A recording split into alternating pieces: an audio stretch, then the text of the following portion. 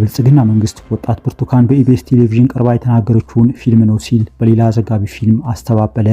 የአገዛዙ ባለስልጣናትንና ተግባራትን በማዋረድ የሚታወቀው የኢቢኤስ ቴሌቪዥንም የጥፋት ኃይል መሰባሰቢያ ብሎታል።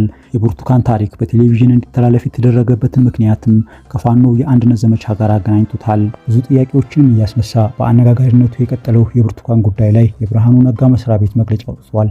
በለጠ ሞላም እንዲሁ ብርቱካን በልቼ ሎሚ ሎሚ ያገሳኝ አይነት ማብራሪያ መስጠቱን ከአገዛዙ ልሳናት የተሰማ ሲሆን ፖለቲከኛ አቶ ጀዋር መሐመድ በብርቱካን ጉዳይ እንዲሁም በደምቢ ዶሎ ተማሪዎች ጉዳይ ዝምታውን ሰብሯል።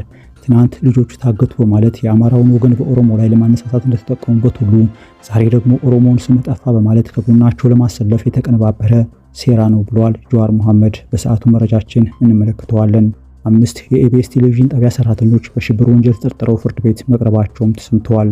ርዕሰ መስተዳድሩ በ300 ሚሊዮን ብር ጉቦ በአሜሪካ ቤት መግዛታቸውና በሙስና የተሰበሰበ በ100 ሚሊዮኖች ብር ማካባታቸውን የሚያሳይ ሰነድ ለጠቅላይ ሚኒስትር አብይ አህመድ ቀረበ።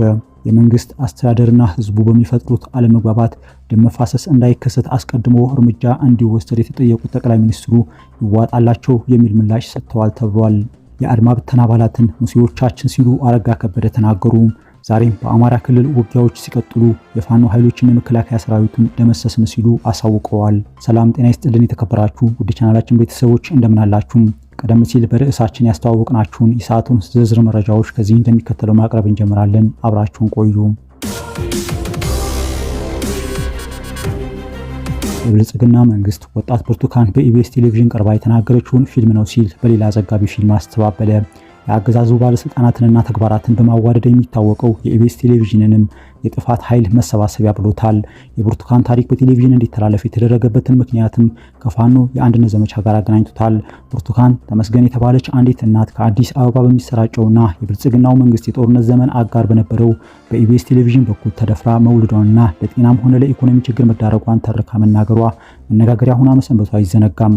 ይህንን ጉዳይ ሐሰት ነው ያለው ብልጽግና የኢቢኤስ ቴሌቪዥን ባለቤትና ኃላፊዎችን እንዲሁም ሰራተኞችን ለእስራት ከዳረገ በኋላ ብርቱካንን በቴሌቪዥን ላይ የተናገሩት ፊልም ነው፣ የገንዘብ ችግርም ያልገጠመኝ ተገድጄም ያልተደፈርኩኝ ባለትዳር ነኝ ስትል የምትታይበትን ሌላ ዘጋቢ ፊልም አሰራጭተዋል። በኢቲቪ በኩል መንግስት ባሰራጨው በዚህ ዘጋቢ ፊልም ላይ ብርቱካን የኢቢኤስን ዝግጅት ፊልም ነው ስትልም ይደመጣል። ትክክለኛ ነገር አይደለም። እውነታው ምንድነው? ለትወና ብለው ወስደው ነው ይሄን ነገር ያሰሩ። በመንግስት ዘጋቢ ፊልም ላይ የብርቱካን የትዳር አጋር ነው የተባለው አንድ ግለሰብ ቀርቦ ከባለ ታሪኳ ጋር ባለትዳር መሆናቸውንና የትዳር ሰርቲፊኬት ያላቸው መሆኑንና የልጆች የልደት ሰነድም እንዳላቸው በእነርሱም ሲገለጽ ቢታይም የተባለው የጋብቻ ሰነድም ሆነ የልደት ሰርቲፊኬት በፕሮግራሙ ላይ አልታየም። በዚህ በመንግስታዊ ዶክመንታሪ ፊልም ላይ የሰርግ ፎቶዎችን በብዛት የሚያሳይ ቢሆንም ባለ ታሪኳ መሆኗን በሚያረጋግጥ መልኩ ሲቀርብም አልተስተዋለም። በዶክመንታሪው ላይ በባህላዊ መንገድ እንደተጋቡና በዚህም የቤተሰብ ፎቶ እንዳለ የተነገረ ቢሆንም በምስሉ ላይ ሲከሰት አልታየም። ባለቤቷ ነው የተባለው ግለሰብም በ2014 ዓመተ ምህረት ሲጋቡ በድንግልና እንደነበረና አሁንም የ2 ዓመት ከ5 ወር ልጅ ያላቸው መሆኑን ሲገልጽ ቢደመጥም ብርቱካን በአንጻሩ ስንጋባ የ5 ወር ነፍሰ ጡር ነበርኩ በማለት ስትናገር ይሰማል። በጉዳዩ ላይ ዶክመንታሪውን ያሰራጨው ብልጽግናም በኢቢኤስ የተላለፉ ዝግጅቶች ሴራ ያለው ሲሆን በአማራ ክልል ካለው ወቅታዊ ጦርነት ጋር የተያያዘ ብሎታል። አንድነት ዘመቻ በሚል በአማራ ክልል የሚካሄደው ጦርነት ሽፋን እንዲሆን ታስቦ የተዘጋጀና 3 ወር የፈጀ ፊልም ነው ያለው ሲሆን የኢቢኤስ ቴሌቪዥንንም የጥፋት ኃይል መሰግሰጊያ ብሎታል። በኢቢኤስ ውስጥ የተሰገሰገ የኢቢኤስ ቴሌቪዥንን እንዲህ ብሎ የገለጸው የብልጽግናው መንግስት እስከ ቅርብ ጊዜ ድረስ የፕሮፓጋንዳ ልሳን ሆኖ በመስራት የሚታወቅና የጦርነት ዘመን አጋሩ ነበር። ጠቅላይ ሚኒስትር አብይ ቢያንስ 2 ጊዜ ልዩ እንግዳ ሆነው የቀረቡት ወይዘሮ አዳነች አቤቤ ተወዳጅ ከንቲባ ሆነው እንዲሰሩና የምርጫ ቅስቀሳ እንዲያደርጉ እንግዳ የተደረጉበት፣ ብርቱካን ሚደቅሳ በታሪክ ታይቶ የማይታወቅ ምርጫ የሚያካሂዱት ተብለው በእንግድነት የታደሙበት፣ ተመስገን ጥሩነህና ዳንኤል ክብረትም በስቱዲዮ ተገኝተው የተደነቁበት ኢቢኤስ ቴሌቪዥን በብልጽግናው ዶክመንተሪ ላይ በተደጋጋሚ ከጥፋት ኃይሎች ጋር የሚሰራ በሚል ዛሬም ስሙ ሲነሳም ተስተውሏል። ከዚህ በፊት ተደፈርኩ ያለች ሌላ ሴት ልጅን ሸፋፍኖ በማቅረብ ለአገዛዙ የሚጠቅም ፕሮፓጋንዳ የሰራው ኢትዮ ቴሌቪዥን ድምፃዊ ታሪኩ ድሽታጊና ጦርነት እንዲቆምና ሰላም እንዲሰፍን ጠይቆ የብልጽግና ጦረኛ ፖሊሲ በመቃወም በዚሁ በኢቢኤስ ቴሌቪዥን በተደጋጋሚ ይቅርታ እንዲጠይቅና እንደ አትሌት ኃይሌ ገብረስላሴ ባሉ ሰዎች የድምፃዊ የሰላም ጥሪ እንዲወገዝ ያደረገ የቴሌቪዥን ጣቢያም ነው። እነዚህ ሁኔታዎችን የዘነጋው ብልጽግና ግን በኢቢኤስ ቴሌቪዥን ከፋኖ የአንድነት ዘመቻ ጋር በማገናኘት ወንጅሎታል። በዚህ ዶክመንተሪ ላይ የወነጀላቸው የቀድሞው የፕሮፓጋንዳ አጋሮችም በዚሁ በኢቢኤስ ቴሌቪዥን ላይ በመቅረብ ኢሳያስ አፈወርቂና ሻዕቢያን እንዲያወድሱ የጠቅላይ ሚኒስትሩን ትችቶችንም እንዲያጣጥሉ እድል ሲሰጧቸው ነበር። ብዙ ጥያቄዎችን እያስነሳ በአነጋጋሪነቱ በቀጠለው የብርቱካን ጉዳይ ላይ ፖለቲከኛ አቶ ጀዋር መሐመድ የሚከተለውን አስፍረዋል። ጉዞ ላይ ነበርኩና ብርቱካናማ ሐረካትን አሁን አየሁት። ይህ ጉዳይ ለምን አጀንዳ እንደሆነ ከመጀመሪያው የነበረኝን ጥርጣሬ አጠናከረልኝ። ትናንት ልጆች ታገቱ በማለት የአማራውን ወገን በኦሮሞ ላይ ለማነሳሳት እንደተጠቀሙበት ሁሉ ዛሬ ደግሞ ኦሮሞን ስምህ ጠፋ በማለት ከጎናቸው ለማሰለፍ የተቀነባበረ ነው።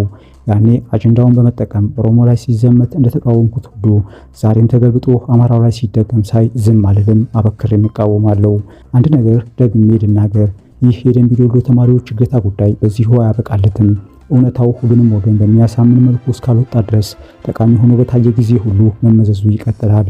ስለሆነም ለታገቱት ልጆች የምታዝኑም ሆነ የህዝባችሁ በጎ ስም መጉደፉ የሚቆጫችሁ በግራና በቀኝ ተሰልፎ ከመቋሰል ይልቅ ነፃና ገለልተኛ አካል ተቋቁሞ ምርመራ እንዲካሄድ ጫና አድርጉም። ከዚህ ድራማ ዋና ተጎጂ በጦርነት እየታመሱ ባሉ አካባቢዎችም ሆነ በሌሎች ቦታዎች ለወሲባዊ ጥቃት የሚጋለጡት እንስቶች ናቸው። ጩኸታቸው እንኳ ሰሚ እንዳያገኝ የሚደረግ ሴራ ነው ሲል አቶ ጀዋር ሐሳቡን በአጭሩ አስፍረዋል። ይህ በእንዲህ እንዳለም የፌዴራል ፖሊስ በሽብር ወንጀል ጉዳይ ጠርጥሬያቸዋለሁ ያላቸውን 5 የኢቢኤስ ቴሌቪዥን ጣቢያ ሰራተኞችን በዛሬው ዕለት ፍርድ ቤት አቅርበዋል። ጉዳዩ የቀረበለት የፌዴራል ከፍተኛ ፍርድ ቤት ፖሊስ በጠየቀው የ14 ቀናት የጊዜ ቀጠሮ ላይ ብይን ለመስጠት ለመጪው ሰኞ ተለዋጭ ቀጠሮ ሰጥቷል። የፌዴራል ፖሊስ የጊዜ ቀጠሮውን የጠየቀው በ8 ተጠርጣሪዎች ላይ እያካሄደ ያለውን ምርመራ ስራ በሰውና በሰነድ ማስረጃ በስፋት ለማጣራት በሚል ነው። ከ8 ተጠርጣሪዎች ውስጥ ባለፈው ሳምንት እሁድ በኢቢኤስ ቴሌቪዥን ጣቢያ በተሰራጨ ዝግጅት ላይ የሐሰት ታሪኳ ቀርቧል የተባለው ብርቱካን ተመስገን ትገኝበታለች። የኢቢኤስ ቴሌቪዥን ጣቢያ ዋና ስራ አስኪያጅና የመገናኛ ብዙሃኑ አንዱ ባለድርሻ የሆኑት አቶ ነብዩ ጡዑመ ልሳንም በተጠርጣሪነት ፍርድ ቤት ቀርበዋል። በቴሌቪዥን ጣቢያው ፕሮግራም ዳይሬክተርነት የሚሰራው ጋዜጠኛ ታሪኩ ኃይሌ፣ የስቱዲዮ ዳይሬክተሩ አቶ ንጥረ ደረጀም፣ ረዳት የፕሮግራም አዘጋጇ ህሊና ታረቀኝና የካሜራ ባለሙያ የሆነው ቶማስ ደመቀም ፍርድ ቤት ቀርበው የዛሬውን ሂደት ተከታትለዋል። በመጋቢት 17 2017 ዓ.ም በጸጥታ ኃይሎች በቁጥጥር ስር መዋላቸው ከተገለጹ ተጠርጣሪዎች ውስጥ ሁለቱ በአዲስ አበባ ከተማ አስተዳደር በአዲስ አበባ ክፍለ ከተማ ወረዳ 14 በኃላፊነት ሲያገለግሉ የነበሩ ናቸው። ፖሊስ ፌዴራል ከፍተኛ ፍርድ ቤት ልደታ ምድብ ወንጀል ችሎት ዛሬ አርብ መጋቢት 19 ያቀረበው የጊዜ ቀጠሮ መጠየቂያ ማመልከቻ 8 ተጠርጣሪዎች በሽብር ወንጀል ጉዳይ እንደተጠረጠሩ ይገልጻል ሲል ኢትዮጵያ ኢንሳይደር መረጃውን አጋርቷል። የአድማ ብተና አባላትን ሙሴዎቻችን ሲሉ አረጋ ከበደ ተናገሩ። ዛሬም በአማራ ክልል ውጊያው ሲቀጥል የፋኖ ኃይሎችን የመከላከያ ሰራዊቱ እንደመሰስን ሲሉ አሳውቀዋል። የአማራ ክልል የብልጽግናው መንግስት ተወካዮች ሰሞኑኛ አጀንዳን በብር ሸለቆ ሰለጥኑ ቆዩ ያሏቸውን የአድማ ብተና አባላት ሆነዋል። የክልሉን ጸጥታ ለክልሉ የጸጥታ ኃይል ማስረከብ የሚል እቅድ ተነድፎ በተለይም በዚህ ዓመት የመጀመሪያዎቹ ወራት በአገዛዙ በኩል ወደ ስራ ተገብቶ የነበረ ቢሆንም ሳይሳካ ቀርቷል። በመላ ክልሉ ሩብ ሚሊዮን ሚሊሻ ማሰልጠን በሚል በየቀበሌው የሰለጠኑ ሚሊሻዎች ተመረቁ የሚሉ ዜናዎች ከሁለት ወራት በፊት ዋነኛ አጀንዳም ነበሩ። ይሁን እንጂ በክልሉ ያለው ነባራዊ ሁኔታ ከመረጋጋት ይልቅ በተለይም ባለፈው አንድ ሳምንት የመባባስ ሁኔታ ነው የታየበት። ክልሉና አገዛዙ ያሉበት ነባራዊ ሁኔታ በሚያሳይ መልኩ ዛሬ ብር ሸለቆ የተገኙት የአማራ ክልል የአብይ አህመድ ተወካይ አቶ አረጋ ከበደ የአድማ ብተና አባላትን እናንተ ሙሴዎቻችሁ ናችሁ ሲሉም ተደምጠዋል። የፋኖ ኃይሎችን ደግሞ በየጫካውና ጥሻው የሚገኙ ኃይሎች ሲሉ በመግለጽ አቶ አረጋ ከበደ በየጥሻውና በየጫካው የተደበቁ የሚሏቸው የፋኖ ኃይሎች ጋር የመከላከያ ሰራዊቱ ደግሞ በመቶዎች የተገደሉበት ጦርነት ላይ ነኝ የሚለው በሰሜን ሸዋ ዞን ማጀቴና አካባቢው ያሰማራሁት ኮማንዶ በርካታ የክልሉ ወጣቶችን ደምስሷል፣ ንብረትንም አስመልሷል እያለም ይቀጥላል። በእርግጥ አቶ አረጋ ከበደ እንዳሉት በየጥሻው ሳይሆን ዛሬም ጭምር በትላልቅ ከተሞች ዙሪያ ነው ውጊያዎች ሲደረጉ ያሉት። በደቡብ ጎንደር ስማዳና እስቴ በተባሉ አካባቢዎች የተደረጉት ጠንካራ ውጊያ ተሽከርካሪዎች ጭምር እንዲቃጠሉ ምክንያት ሆኗል። በሰሜን ወሎ ዞን መቀመጫ በወልዲያ ከተማ ቅርብ ርቀት ላይ ያሉ አካባቢዎች ላይ የተኩስ ልውውጦችም ሲደረጉ ውሏል። በደቡብ ወሎ ዞን ተድባ ማርያም ተብሎ በሚጠራው አካባቢ ደግሞ የከባድ መሳሪያ መኖሪያ ቤቶችን ጭምር ያቃጠለ ስለመሆኑ ታውቋል። በሰሜን ጎንደር ዳባት ከተማ አቅራቢያ ለአሰሳ የወጡ የመንግስት ኃይሎች ጋር ውጊያ ተደርጎ እንደዚሁ ጉዳት እንዳጋጠመም ማወቅ ተችሏል።